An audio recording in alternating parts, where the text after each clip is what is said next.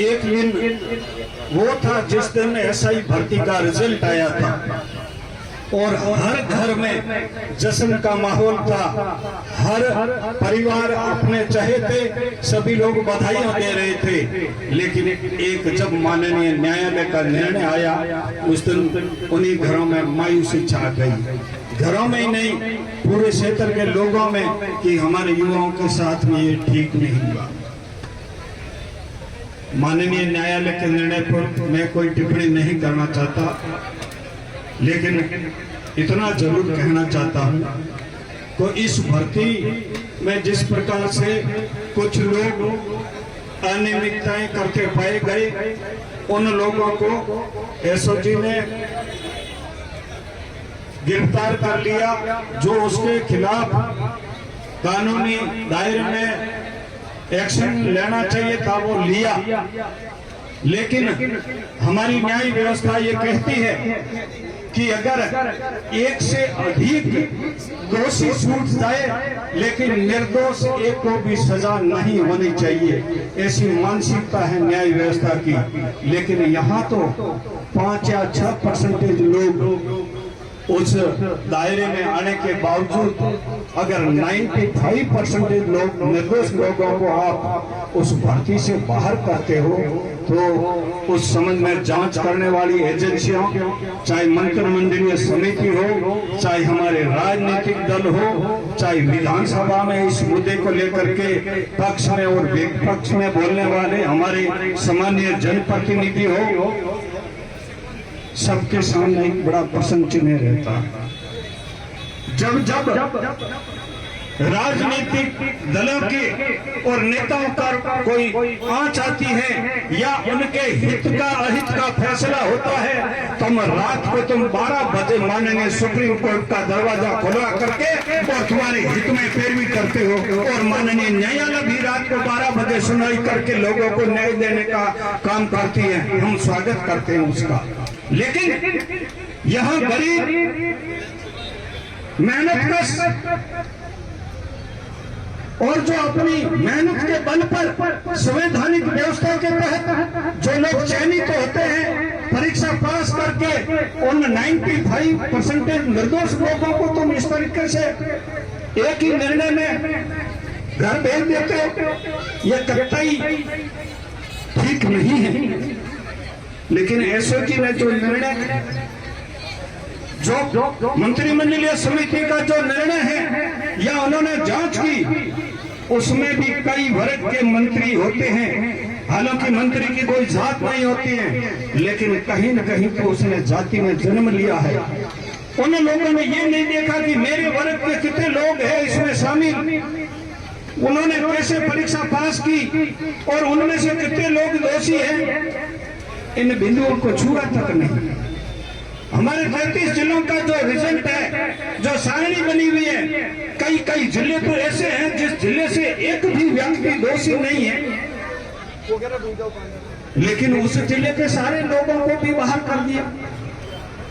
अगर आप 5% लोग निर्दोष होने के बाद में उनको बात करते हो, अरे भैया हम विभिन्न राजनीतिक दलों के नेताओं का जब उनका आपराधिक रिकॉर्ड देखते हैं नहीं, तो तुम तो 60% में तुम्हारे को कोई बात नहीं करता, वो इस बात में विचार नहीं करते। और आप जो लोग राजनीति करने वाले हैं उनके ऊपर एक अपराध नहीं है, दर्जनों अपराध होने के बाद में आपको तो मंत्री पद मिलता है, वो तो ठीक है।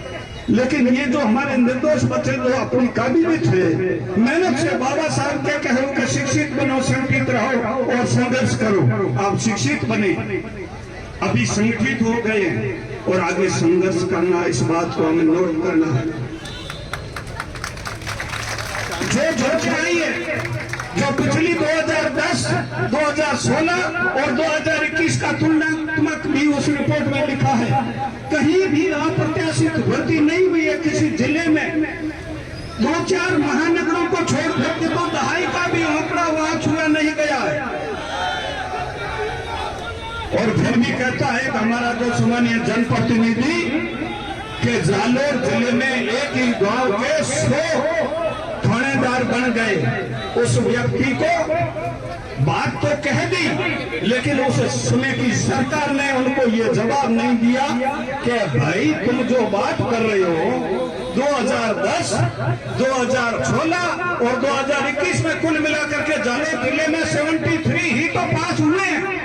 100 का तो आंकड़ा 3 जो भर्ती थी उसमें भी 100 का आंकड़ा नहीं पार किया। पार तो क्या 100 तक पहुंचा नहीं, 100 भी नहीं हुआ। लेकिन मर्जी चाहू बोल लेते।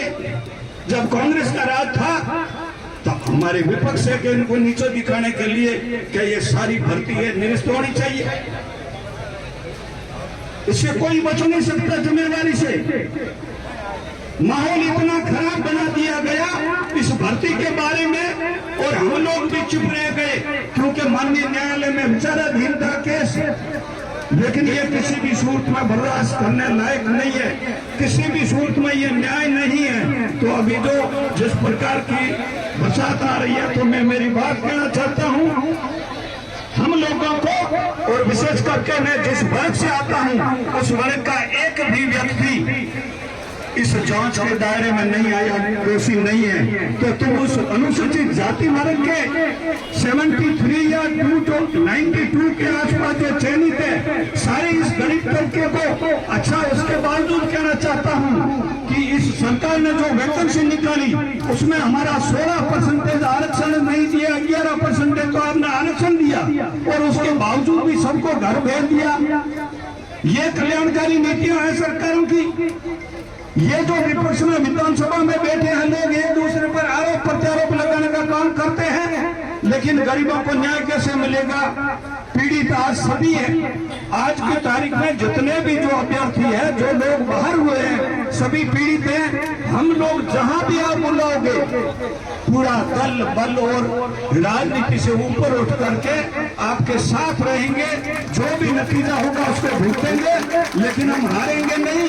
एक न्यायालय की सिंगल बेंच ने अगर फैसला दिया है तो अभी खत्म नहीं हुआ है ये। लेकिन मैं सरकार से कहना चाहता हूँ, और सरकार के जो नेता कहते हैं सरकार साथ में है, तो